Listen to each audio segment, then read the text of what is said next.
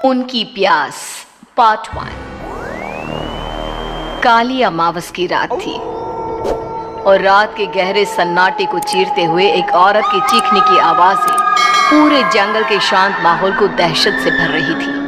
वो औरत इस तरह से चिल्ला रही थी जैसे किसी ने उसके बदन पर खौलता हुआ पानी डाल दिया हो। रात को अपने खेतों में पानी देने के लिए आया हुआ हरिया किसान अभी तक इन आवाजों को सुन नहीं पाया था, क्योंकि उसके बेटे किशन ने उसे नया नया मोबाइल फोन जो लाकर दिया था शहर से, और बस उसी मोबाइल फोन में ईयरफोन लगाकर वो कोई पुराना गाना सुनने में मग्न था। लेकिन जैसे ही गाना खत्म हुआ, उस औरत की चीखने की आवाज हरिया किसान के कानों से टकराई। हरिया का दोस्त रामू भी खेत में ही घाट पर गहरी नींद में खर्राटे मार रहा था। रात के उस सन्नाटे में औरत की चीखने की आवाज सुनकर ठंड के मौसम में भी हरिया किसान के माथे से पसीना टपकने लगा।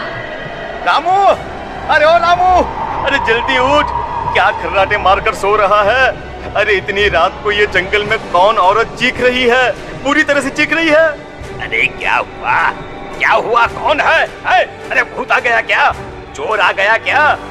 अरे न चोर आया है न भूत आया है।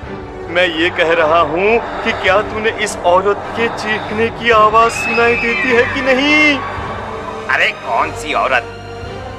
अरे हाँ, ये आवाज है। तू पहले नहीं बता सकता था? पता नहीं कौन चुड़ैल जंगल में नाच रही है।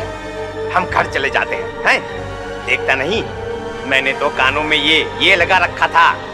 ओ किशन ने लाके दिया ना शहर से, गाने सुन रहा था मैं। अरे लेकिन भाई मुझे बहुत डर लग रहा है, अब क्या करें? अरे करना क्या है, भागो यहाँ से। भगवान जाने कौन है और क्यों इतना चीख रही है, और उस औरत के चीखने की आवाजें और ज्यादा तेज होने लगी है। हरिया और रामू के पैर डर के मारे कांप रहे थे। डर की वजह से ना वो वहां पर रुक पा रहे थे और ना ही अपनी जगह से आगे बढ़ पा रहे थे। तभी अचानक से सन्नाटा छा गया। सही मौका है, हमें यहाँ से निकल लेना चाहिए भैया। रामू और हरिया अपना गमछा उठाकर दबे पैरों जंगल के रास्ते से गांव की तरफ चलने लगे। गांव की ओर जाने वाला ये एक ही रास्ता था और आवाज भी उसी तरफ से आ रही थी। लेकिन अभी 2 मिनट पहले वो आवाज पूरी तरह बंद हो चुकी थी और जंगल में पहले जैसा सन्नाटा पसर चुका था। तभी अचानक से पेड़ों में किसी के चलने की सरसराहट रामू और हरिया को सुनाई दी। क्या तुमने कोई आवाज सुनी? हाँ यार, ऐसा लग रहा है कोई इस तरफ ही आ रहा है। और तभी अचानक सामने पेड़ से एक साया रामू और हरिया के सामने उल्टा आकर लटक गया। ये देखकर रामू और हरिया की चीख निकल गई। वो दोनों डर के मारे बेहोश हो गए। वो साया जमीन पर आकर खड़ा हुआ। उसने रामू और हरिया के बालों को पकड़कर खींचना शुरू कर दिया। अब तुम गांव वालों में से कोई जिंदा नहीं बचेगा। मैं तुम सबको ले जाकर उस गड्ढे के नीचे दफन कर दूंगी। सबकी जान ले लूंगी, मैं किसी को नहीं छोड़ूंगी। अगली सुबह रामू की पत्नी कमला हरिया के घर आई और उसने हरिया की पत्नी सुमन से अपने पति के बारे में पूछा। सुमन, कल रात को ये तुम्हारे ही पति के साथ गए थे खेत पर, अभी तक लौट कर नहीं आए हैं। हाँ बहन, मैं भी वही सोचकर परेशान हूँ। मेरे पति भी अभी तक खेत से लौट कर नहीं आए। भगवान जाने क्या बात है, दोपहर होने आई है। अब तक तो उन दोनों को लौट कर आ जाना चाहिए था। क्या करे, कैसे पता करे कि वो दोनों कहाँ हैं? मेरा बेटा भी शहर गया हुआ है, वरना उसी को भेज देते खेत पर। बहन, मुझे लगता है कि हम दोनों को वहाँ जाकर अपने पतियों को ढूंढना चाहिए।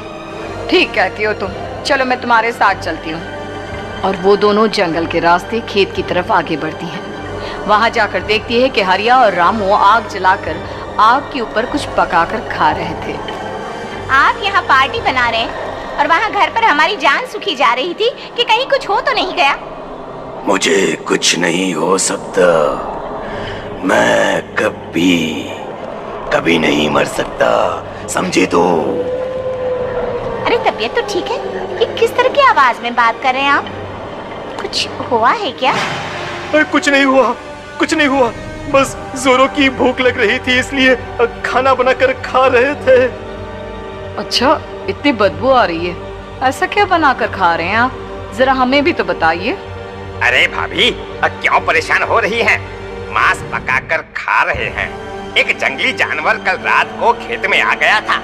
हम दोनों ने उसे मार दिया और बस उसी का मांस पक रहा है।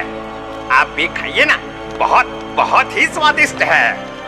दिमाग खराब हो गया है क्या आप दोनों का? आप दोनों मांस कब से खाने लगे, और वो भी जंगली जानवर का? चलिए अभी कभी घर चलिए।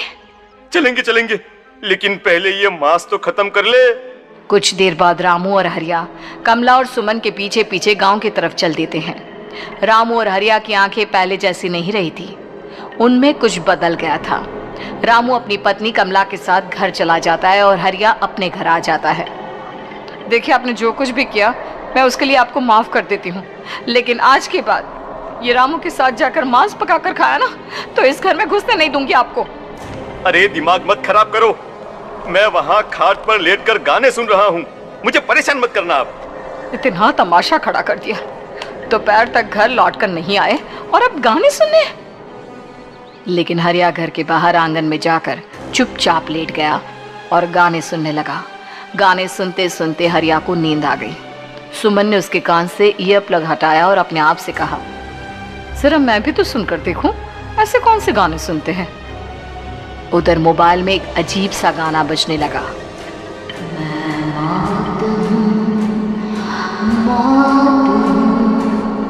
मौत जा